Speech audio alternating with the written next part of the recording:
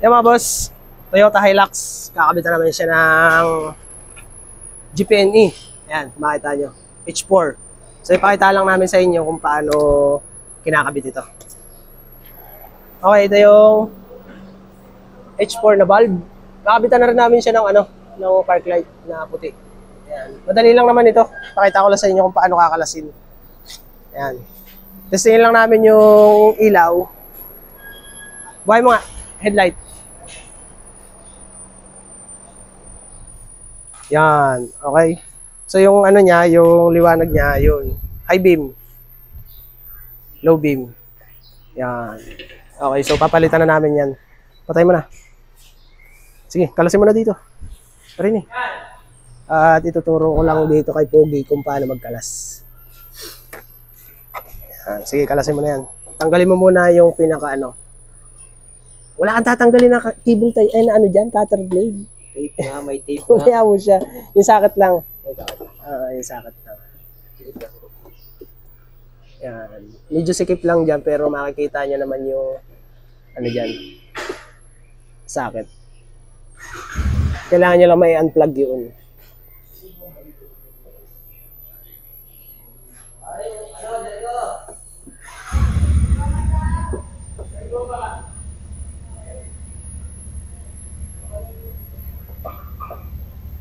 Yung sakit lang muna unahin mo. Tanggal na. Na. Ganito. Ganito lang mga boss ang pagtanggal dyan. O, di ba tanggal na? Tanggalin ko talaga. Tanggal na talaga yun. No. Dali. Ito, pwede mong tanggalin ito para hindi ka sikip. Ipindutin mo ito. Tapos hilahin mo pataas. Yan. Sa Hilux Fortuner na ganyan ang style, H4. Ganyan lang ganyan lang style. Yan. Kailangan nyo munang i-unplug yung socket. Yo, tanggal na. Ngayon, tanggalin mo yung rubber. Kailangan mo nang tanggalin yung rubber. May yan, parang tainga. Doon mo kukuhain. Yan. Hilahin mo. Yan. Yan. Huwag kang tumawa. Dali. Yan. Oh, yeah. Iwan ka nang iwan. Ha? Dali. Ay, gano'n. Umiipal pa eh. Madali na. Yan. Yun. Tanggal na. Patayin niya ng rubber. Kaya? Siyempre, una yung tatanggalin dyan yung socket connector na H4. Tapos sunod na yung rubber. Yan. Hahawakan nyo dito yan. Dito sa pinakataingan niya. Kasi hilahin niya yung pag ganun. Yung pala yun. Oo. Alam ba, hinihila mo? ito yung... Kasi sabi mo ka saglit, may tatanong lang. Alin yung tainga? May tatanong daw, saglit lang. Basta mo yan, yung pinakatainga niya.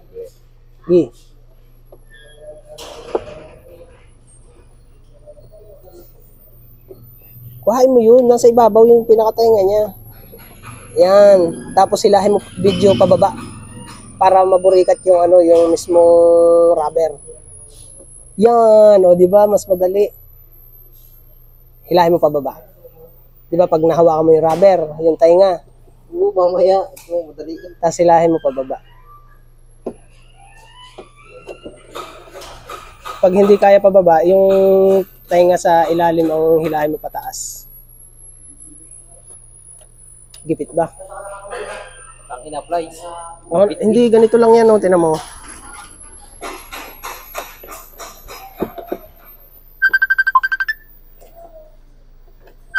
Ay, nako, mamaya natapos. Ayun, at natanggal na nga. Ito na yung rubber niya. Okay, basta tatanggalin niya lang dyan ay kukuhain niyo yung pinakang tainga niya. Ayan. O kaya ibubukan niyo yung ganito. Ayan. Kunin mo na yung pinaka-headlight, yung bulb. May pinipindot naman doon na pin or yung kawad niya na lock. Ayan. Isa lang yun. I-unlock mo lang yun. Kita mo?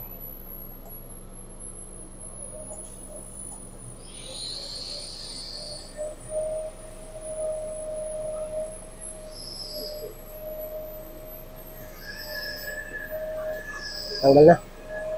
Pagka natanggal mo na yun, iangat mo lang. Yun yung, ano na yun.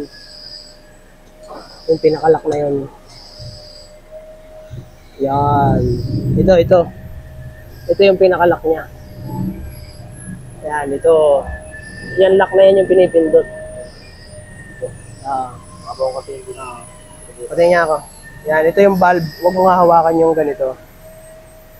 Yan, okay. So, dito naman sa kabila. Kalasin mo rin yung pinakalak niya.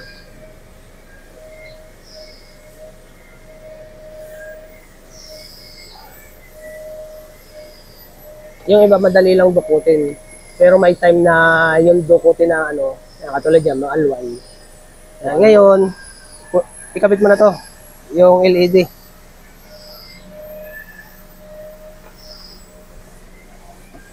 Yan, yun yung lock niya. Yun. Yun yung pinipindot doon sa loob. Yan. Tapos dito, ang pagkakabit ng mga LED, kalimitan sa LED mga boss, kailangan nyo munang tanggalin ito. Ito. Pihitin mo ito. Sana ba? Okay, pihitin mo lang. Yan. Pagka hindi kaya sa pakaliwa, di pa kanan. May makikita ka namang guide yan. Okay, pihitin mo. Laksa mo. Nasa mukhang lakas. Yan. Ito yung itatama natin dun sa mismong pagbabalikan natin. Ganyan ang pwestuhan din yan. Makita mo yan. Ayan o. Yan. Tatama niya yan ng ganyan. Hindi pwedeng pa ganito. Kailangan ay pa ganon.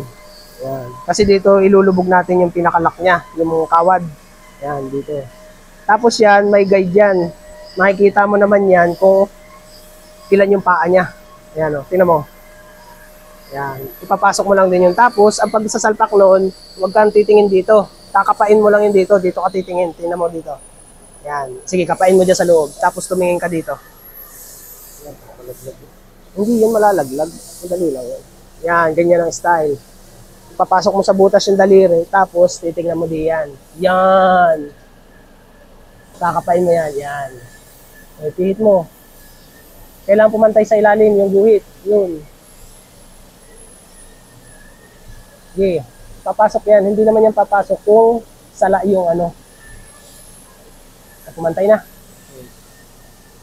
Ayan, pantay na. Ilak mo na. Ganun lang. Kailangan yung pinaka-ano niya, yung pinaka-paa niya, pumasok. Tapos ito ang titignan niyo dyan. Ito ang pantayan niya. Ayan. Makikita niyo yan dun. Naglock na. Yun. Nakita niyo yun. Ayan, ganyan ang itsura niya. Nakita mo ito. Tignan mo ito. Ito yung guhit niya. Tama ito, may guhit din siya. Yan ang susundan mo pagka titignan mo dito sa butas. Yan. Tapos, okay, tanggalin mo na rin yan.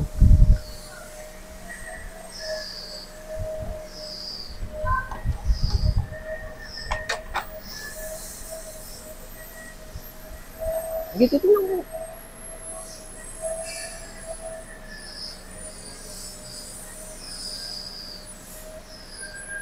Okay.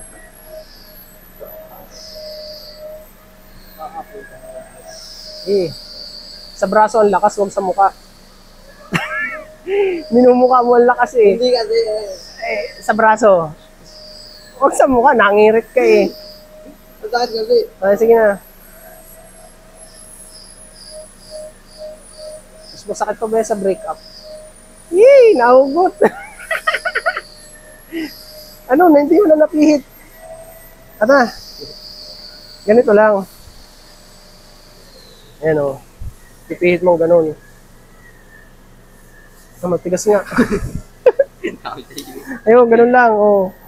Masakit pa ang daliri niya at may damage pa. Okay. Ayan. Basta ito lang susundan mo dyan. Itong guhit na to. Tapos itong paa, yung tatlo. Tapos habang tumitingin ka dito sa butas dito. Dali. Yan. Makakapaan nyo naman yun yung pinaka-ano niya. Pinaka-lock niya. Kung paano nyo kinalas, ganun din ibabalik kapag yung kawad na lock niya ang ibabalik na. Yan. Kakapain nyo lang yan habang tinitignan dito sa unahan kung tatama na yung mismong ano niya, paa.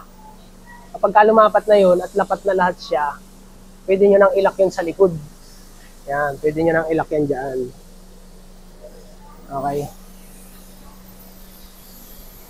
Yan, kakapain nyo lang naman yun yung pinakadulo ng lock. Ipe-press nyo lang yun hanggang sa sumabit doon sa pinaka-hook niya. Ganun ang lock nun. Yan, okay. So ngayon, ang gagawin naman natin kapag ka nailagay na natin yung pinaka-base nito na LED, kahit aling LED yan mga boss, ganyan ang setup. Kapag ka nailagay na natin yung pinaka-base niya, yung paa, kailangan na natin ibalik ito. Ang position niyan palagi, nakaganyan, nakatayo. Huwag pa ganyan, dapat ay pa ganun. Okay, i-pwesto mo na yung rubber. Tapos yan ang style niyan, yung pinaka-rubber niya, parang ano din, hawakan mo ito. Ang style niyan, 'di ba, meron tayo nung pinaka-base nung LED. 'Di ba may natira yung ganun. Ang gagawin lang natin diyan, kailangan mo lang itong rubber niya, ipapasok mo lang ulit doon hanggang sa ibaon mo nang ibaon 'yun hanggang sa pumantay. Yan, hanggang sa lumampas yung ano, isasagad mong maigi para pagka naipasok na natin itong LED na bago, kapag ka naisalpak natin ganun, pasok na pasok siya. Ganun. Yan. Sige, subukan mo. Isalpak mo na to rubber. Dito ka muna sa medyo maalwan. Sa left side. Dito kasi sa right side na headlight, masikip. Basta patayo yung ano, yung pinakatainga ng rubber. Tapos i-press mong maigi yung ano ha, yung bawat ano lock doon sa base ng headlight at saka doon sa mismong base ng LED. Ibabaon mong maigi yun. Yan. Pati yung base ng LED sa gitna. Itusok mong maigi. Kakapain ko Okay, baon na baon. Okay, baon na baon. Sige, yung isa naman. Kailangan lapat na lapat yun. Ito Yan. Basta't yung tainga niya, kung paano nyo kinalas. Pero kung magkaiba na yung position niya, basta't yung may tainga niya, taas at ilalim yun.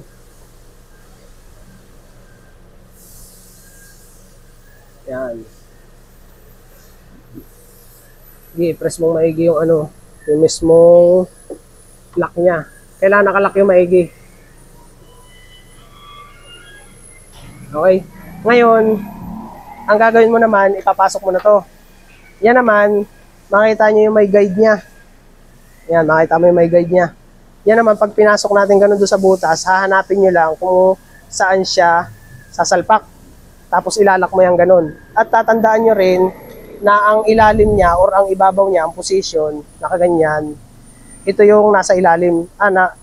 Ito yung nasa ilalim yung pinakalabit niya.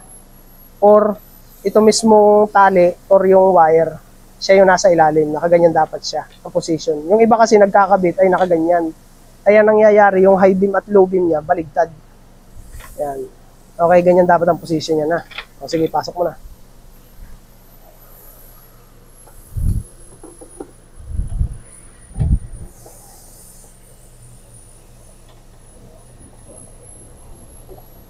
Mula sa ilalim, yan, pag ganyan, para pumasok. Diskarte na lang kung paano papasok yun doon.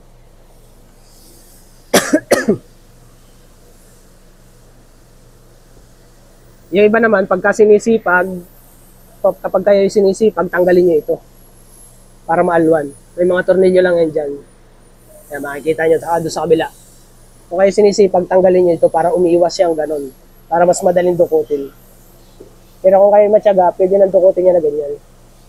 Yan, ikot-ikutin mo lang hanggang sa makita mo yung pinaka-guide. Ano? Yari na agad. Nag-lock na agad. Yan, ganyan. Kung makikita niyo yung niya, yung pinaka-ilalim niya, yung ganito. Yan, ito. Nasa ilalim yun, ang position niya. Kapag ka nakakita kayo ng ganyan, nasa ilalim dapat yan. Yan kasi yung low beam. Yan, kasi kapag ka nakaganyan yan, parang naka-high beam ka kaagad yan, kahit naka-low beam ka pa lang. Dapat ganyan ang position. Okay? So, katulad nun, ayun yung position niya. Checkin ko lang kung nag-lock nga. Okay, very good, nag-lock. So, dun sa kabila, same lang din yung setup dito sa kanan.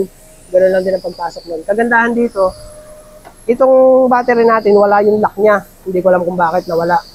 Ang gagawin lang natin dyan, kung sakaling sikip, tanggalin nyo lang yung pinaka-bracket niya para maiisod natin yung battery. Wala kasi yung lock niya, hindi ko alam kung bakit. So, yun. Ganun ang ginagawa ko dyan. Kapag ka nasisikipan ako magpasok ng headlight, tinatanggal ko lang yung lock para maiisod yung battery. So, dito naman, dahil wala yung lock, mas maganda. Pasok na agad yung kamay. Tapos, syempre, yung ganito, tatanggalin niya rin para mas madali ang access. Ngayon, hindi pa masyadong nakalock. Kailangan, yung pantayan niya, nakita niyo yung guhit sa gitna. Nakita mo yung guhit na sa gitna. Yung mo, papantayin nyo lang yun. Yung position ng tama ng LED niya, nakaganyan dapat. Sige, isa pa. Pihit mo pa. Sige, kaya mo yan. Yung nag-lock na. Oh. Yan yung sinasabi ko. Yung guhit na ito, yung nasa gitna, yan. Tapos dito sa kabila, sa taas, okay na yan. Pantay na yan. Okay? So yun, ang gagawin naman natin dito, kapag ka naisalpak na natin yun, plug and play na yan. Nakita mo itong socket ito? Madali na yan. Yan. Tapos ay yung pinaka-socket ng LED, ilagay mo na yun doon. I-plug mo na lang yun. Hindi kayo magkakamali dyan kasi tatlong socket lang naman yan. Or tatlong pin. Ipa-plug nyo lang yan. Okay, all goods. Dito sa kabila, ganun din.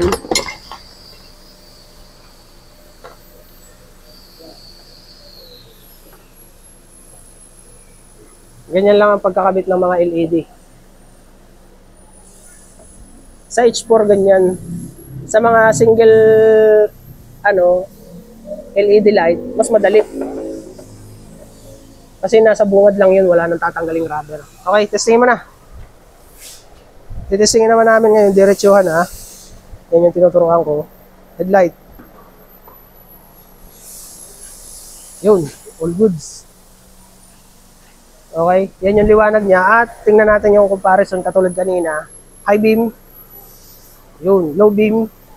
Okay. So yun, ganun lang. Tapos, ang gagawin na natin dyan, patay mo na. Iaayos na natin yung position ng balas. Kailangan, syempre, hindi kakalog-kalog at makikinig yung sa loob. Kaya kailangan natin ilagyan ng cable tie. Discardin nyo na yun kung saan nyo ilalagay ng cable tie. Okay? So, paayos ko lang yung mga balas. Okay? At yun nga pala, kakabitan din naman pala namin to ng park light. Yan. Yung ibang park light mga boss, walang polarity yun. Ibig ko sabihin ay baligtaran ng polarity niya. Kahit anong isuksok natin dito, iilaw na agad yan. Kumbaga sa universal polarity. Tawag ba dun? Kaya kahit anong pasok natin ng socket dyan, diretsuhan na yun. Ngayon, kakalasin na natin yung park light niya. Bulb type pa kasi yan eh. Sige. Mas madali lang kung park light lang ang papalitan. Pipihitin lang yun ng ganun, kaliwa or kanan. Yan. Kapag ka mahirap pihitin kaliwa, hindi pihitin nyo kanan. Yan. Katulad yan, ipapasok na lang yan ng ganun, diretsuhan na yan. Hindi na natin kailangan testingin pa kung iilaw or hindi. Kasi nga, ang polarity niya ay baligtaran. Okay. Buhayin mo muna yung park light. Check natin. O, di ba? Kahit baligtaran yun, all goods na yun. Ayan yung puti, at ito naman yung stock. Okay, patay mo na. Okay, diretso.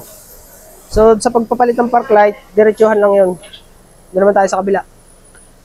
Ganyan lang magpalit ng park light sa Toyota Hilux. Ayan. Okay. So, tatanggalin nyo lang yun. Tapos ay yan, papalitan nyo lang. Kahit alin yan, pasok mo lang na ipasok. Tapos yun, kakapain nyo lang ulit yung butas niya. Yan, tapos pipihitin nyo yun hanggang sa pumasok yung lock niya.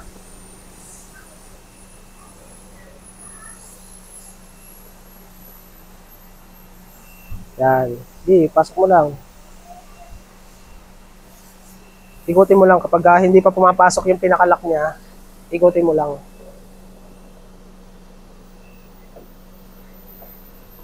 Kailangan lumubog muna yung pinaka-socket niya.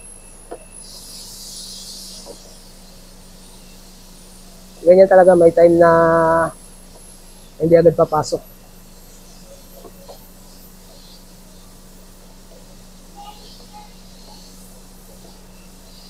Ikutin mo pa. Lulubog yan pagka ano.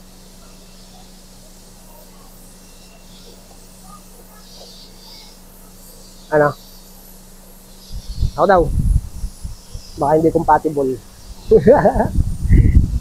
Ganun lang. Ikutin niya lang pa uti-uti hanggang sa lumubog yung pinaka-lock niya. O, yan. Katulad niya, no? Hindi pa rin. Ayan, naikot na lang naikot eh. Ayun, nag-lock na. Tama. Ayan. Ayun, nag-lock na. Basta iikutin nyo lang yan ng ikutin hanggang sa lumubog yung pinaka-lock niya. Then, pipihitin nyo na para mag-lock na yung mismong LED light. Sige nga. Park light. Yan na yung park light niya. Headlight. Headlight. Buhay mo yung headlight. Yan. Okay, so puti na lahat siya. Full goods na lahat yan. Okay? Okay, patay mo na. Buuhin mo na yung ano. Yan. Ipapayos ko na lang yung balas niya. Pakita ko sa inyo kung paano. Okay, ayos na ulit mga boss. Naiayos na namin yung ano niya, yung balas niya. Naka-cable tie na dito syempre. At dito, ganun din. Diyan na namin nilagay. Ngayon, final test tayo. Sige, headlight.